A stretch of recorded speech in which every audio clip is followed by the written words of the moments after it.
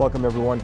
As the Trump administration in the U.S. ramps up its immigration raids across the country, American protesters are pushing back against this crackdown. Los Angeles, California, the current epicenter of the protests that are spreading from coast to coast against the detention and removal of suspected undocumented migrants.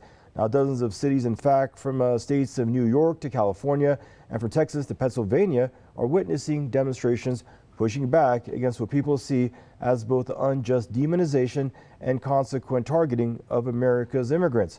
And to add fuel to the fire, the White House is deploying U.S. National Guards and Marines to confront protesters in the streets of America. An unnecessary response and recipe for disaster, as put by the California Governor Gavin Newsom. And this is the topic of today's Spotlight program. And now for our guests. Joining us, Mr. Daniel Shaw, academic and political analyst, joining us from New York.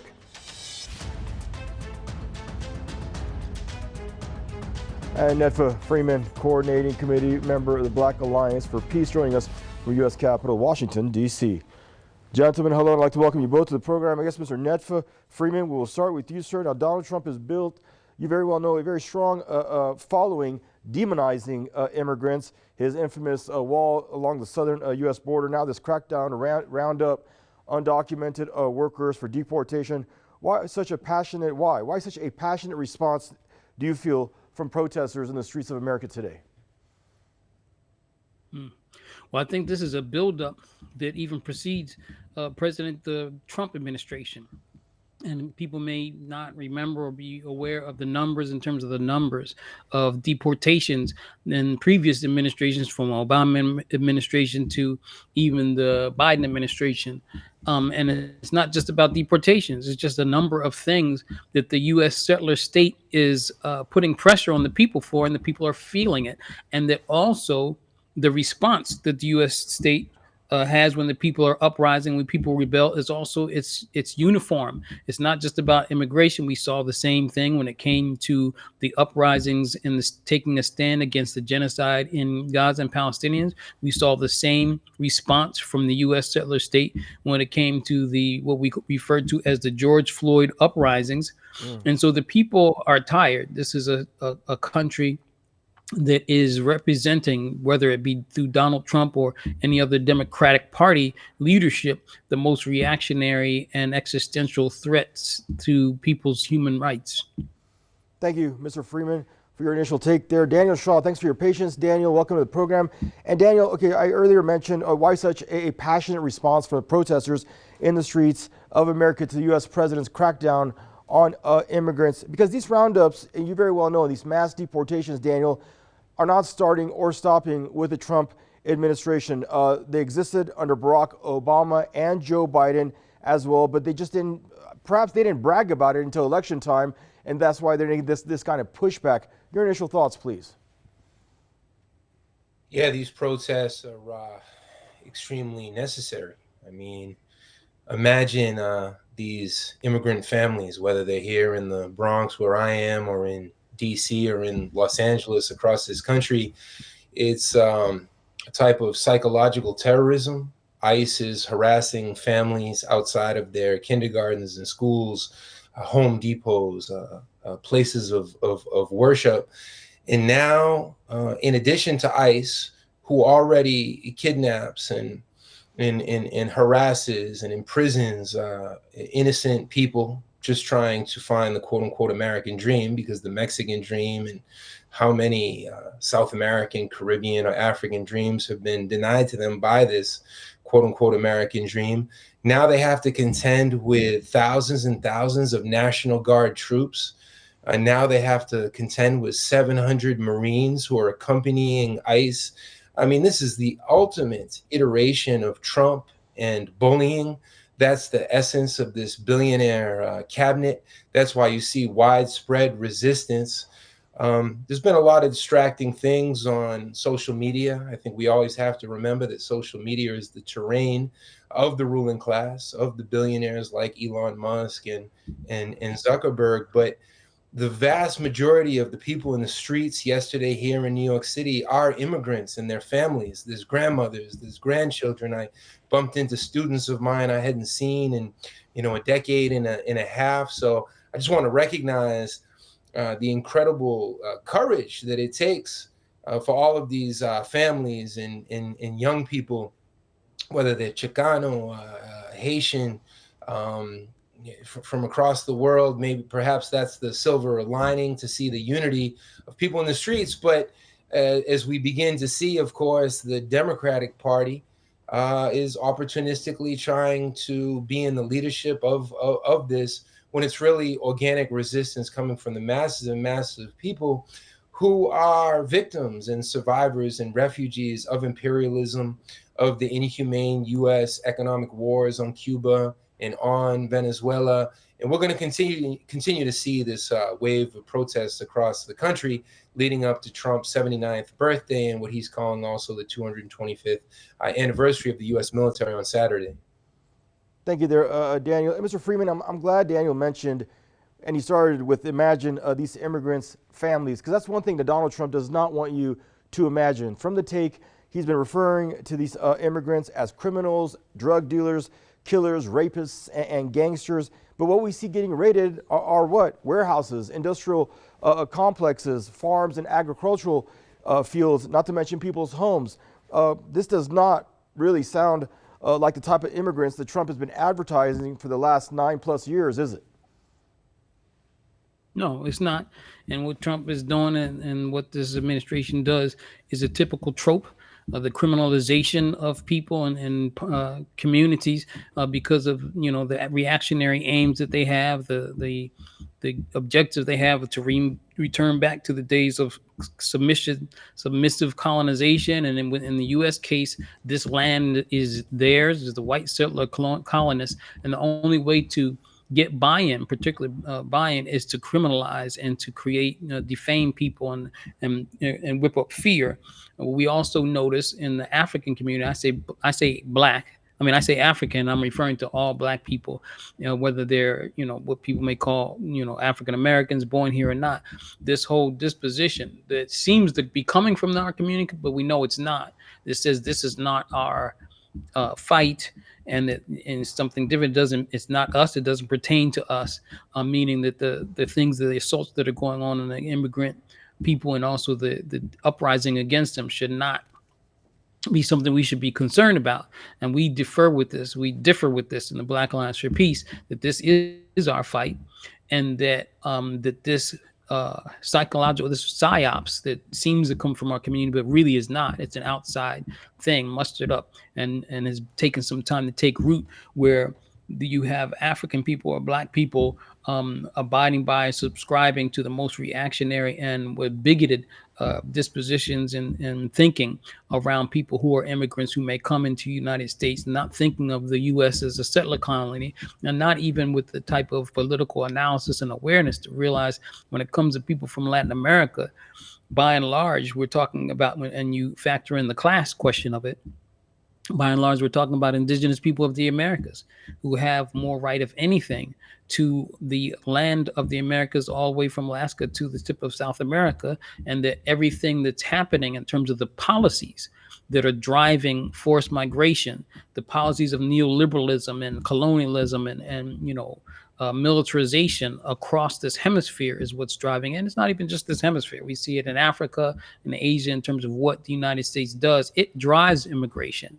And so people are falling into the trap of thinking and not realizing that there are reasons for people to migrate. And if we were to really go back into some serious, real, genuine historical context, there is actually a land question there that supersedes the claims that the U.S. settler colony, attest to, saying, oh, this is, these are criminals, and that this is our land type of idea is a Western European settler colonial notion.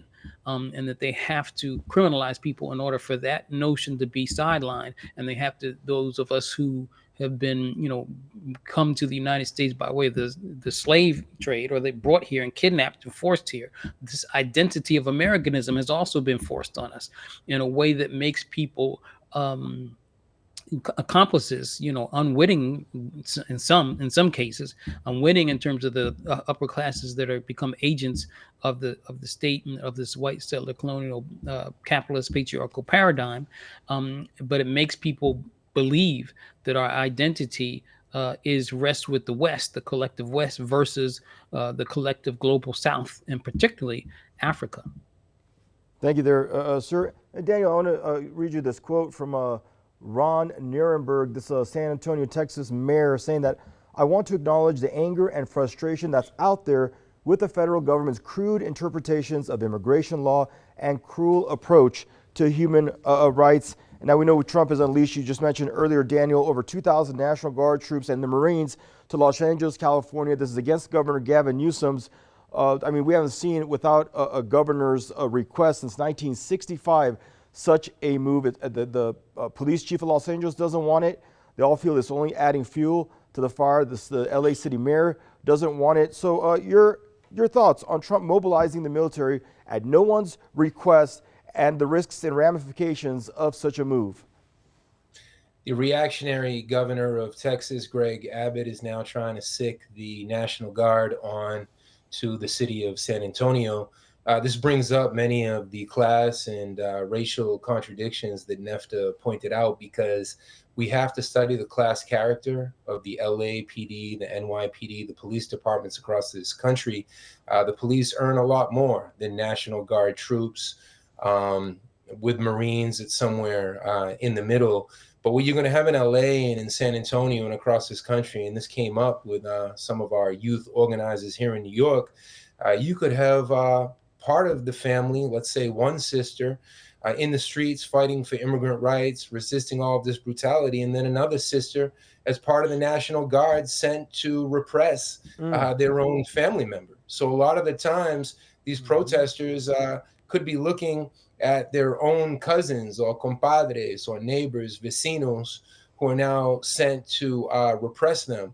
So we should go back to the war of aggression against Vietnam, the U.S.'s genocidal war in the 60s and 70s, when how many soldiers said, no, this is not our war? How many fraggers said, my true enemy are the commanding officers? So Veterans for Peace and other groups have gone outside of different military bases to say to their comrades in arms, quote unquote, this is not our army. This is not what we signed up for, to repress our own people. And then very symbolically, Trump knows exactly what he's doing. He's at Fort Bragg right now trying to measure and incite what control he has over the U.S. military. He's going to have this big parade for his birthday on Saturday. There's going to be protests in more than 2,000 cities across this country. We have to study the makeup of these protests. Of course, the Democratic Party, as I mentioned, is opportunistically trying to steer them in one direction. But as you can see from this footage, more than 50% of the people who've been in the streets, at least of New York City, and I think really this is indicative across the country, these are the immigrants themselves. They're the main protagonists. They know they can't trust the Democratic Party. In terms of calling out the state in this type of dramatic way, well, they knew this was going to be an LA Rebellion 3.0. They've never forgotten the lessons of their repression in 1965 of the Watts Rebellion. They haven't forgotten the lessons of the 1990 Rodney King rebellion, and they didn't want to see a third iteration of this. Great take there. And Mr. Freeman, Trump is not just authorizing using, this crackdown on immigrants. He's also going after protesters here, you very well know, as well as state and city officials, just as he did over the pro-Palestine protesters, I should mention, that you alluded to earlier, but not just them, also the institutions that they're involved in. If the institutions did not crack down on these young students, then Donald Trump, you saw what he did with over 60 institutions and freezing federal funding to those respective institutions of higher learning. How divisive is this man's actions for America? Well, I think it's really important for us not to fall into the trap, and capitalism and Western imperialism have us do this, of not doing what we call personification of the system and the policies that wants to level, and or even a personality reductionism. It's not that Trump isn't, different, or any some of these things, or different people do different things, But but it's the the system. general trend is uniform. It's one. It's just in what they're fighting over in terms of the Democratic Party and Republican Party, or the Trump administration and his ilk, versus the other wing of the establishment, is how to proceed with neoliberalism, how to further entrench or keep a hold on, the capitalist, white supremacist, patriarchal paradigm domestically and internationally, how to do it, not whether or not to do it. And so everything that Trump really is doing, you can't point to one thing that is essentially different. At most, it's indifferent in his overt talking about it, and maybe in some instances, tactics or whatnot. But in terms of the deportations, as we say, in terms of affirming up the police state apparatus, is all of these things, cop cities, and all of, even crime bills across the United States, even internationally, in terms of the military bases around the world and the operations that are to further the hegemony of the West and U.S., and the unilateral world, unipolar world that they want to return to. These are the essential features of them, and they know no personality. Everyone else is really just. I mean, they're acting within this, and they may squibble, crap, argue with each other over how to do it. But the thing is the same. And, Trump is clearly like a megalomaniac, demagogic type of personality. He's narcissistic and whatnot, and wants to one up everything and say he can do things better, or he's going to be harder and all that kind of stuff. But we want to be careful and not thinking, and it's important to not exceptionalize him in the sense of what's happening, because that's exactly what the Democratic Party wing of And this would like to see happening.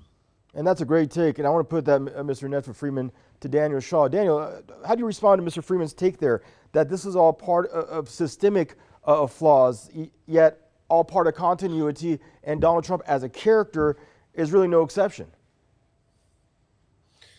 Yeah, no question. I mean, there's a complete decontextualization and vilification of what's on the line here in the streets of the United States. No immigrant came here voluntarily. No Mexican, no Haitian, no Venezuelan voluntarily decided that they wanted to leave their family, their language, their traditions, their homeland, to come to this land now dominated by a ton of white supremacy and xenophobia, everything that NEFTA has laid out.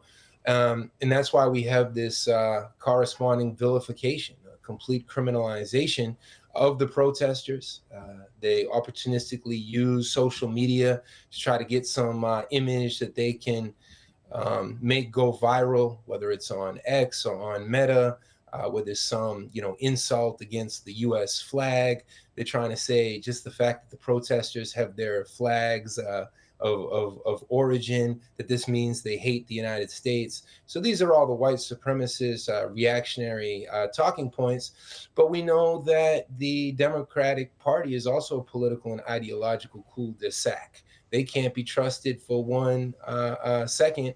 All of the statistics, and Margaret Kimberly from Black Agenda Report offered these statistics at a conference, at a panel on Saturday. Bill Clinton has the record for most deportations in the United States, and Barack Obama had the record for the most people rejected and expelled at points of entry into the United States. So this is coming from both parties. There's no solution. And what we see in the streets right now, as we see in every protest movement, whether it's Black Lives Matter, Occupy, we see different ideological forces. We see the Democratic Party trying to steer things one way, and then we see independent organizations that are principled, that are anti-imperialist, like the Black Alliance for Peace, who are trying to take the organizing in a different direction. So we'll have to see how it continues to play out, because that's one of the big questions here. We know who the enemy is, but how do we elevate the consciousness of the people in the streets? And now the white working class and the white petty bourgeoisie so many people are extremely reactionary, but many other people are in the streets. They don't want to see this. They do have a lot of false consciousness. They talk about, they mimic Gavin Newsom and Karen Bass and say that, well, we have to protect our democracy. But when have we ever had true working people's democracy in our ghettos and our barrios in this country? The length of our history, we've never seen anything like participatory people's democracies. That's what we need to continue to fight for. Thank you there. And Mr. Freeman, many U.S. cities, over 24, are preparing for similar protests, possibly this weekend and ensuing a few days that lie ahead.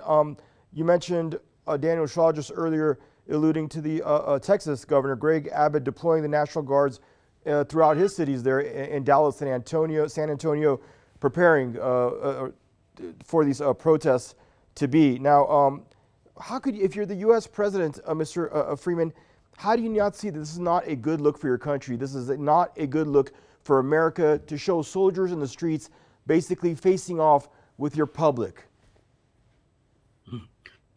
Well, I don't know how much the United States, whether, the elite can be worried about how they look, their reputation at this point. I mean, they're not seen, and they should know by now that they're not seen in a good light around the world. But also, to answer more pointedly to your question, these are acts of desperation. It's like, well, I mean, how do you not do anything about organized resistance? And it's not really organized at this point. I think we're calling for it. Well, I really appreciate what the analysis Comrade Danny offered there. I want to, what do you call it? Endorse that, and that we want to take it a step further and see that. And this is what they also see, which is the acts of desperation, the acts of the delegitimization of the state and the power elite. They're being delegitimized, and they know that they are being delegitimized. We know that oppression breeds resistance, and that's what's happening here. People are resisting in response to their oppression, but it's what the issue within the United States, and we see it in other places where it's more sustained, is that organization sustains the resistance. And as Danny talked about, the fact the need for political education and consciousness is what's needed to have organized resistance that sustains it. And so people have to be clear that, and even when we look at the Vietnam War and how people are saying this is not our war, we want to take it to the next step of that same type of consciousness. Actually, this time, this is our war, only we're on the side of the global South. We're on the side of the people that are being targeted. In fact, that's not even good. We are them. That's how we need to put it. We're not on the side of them. We are them. And so when they come and attack us because we're uprising against the murder of George Floyd and the police state issue, because it's not just one incident, when they attack us because we're trying to stand up for the right of human rights of Palestinians, not to be genocide to be committed against them, or for our people who are being deported, or anyone else, they just our family of human family not be deported or forced or rounded up and jailed and whatnot, then we're actually taking the side of ourselves against the collective West, which is the existential threat to humanity. Thank you. We only have about 40 seconds left. We really actually don't have enough time, but I really want to get Daniel, give this same question to you before we wrap it up.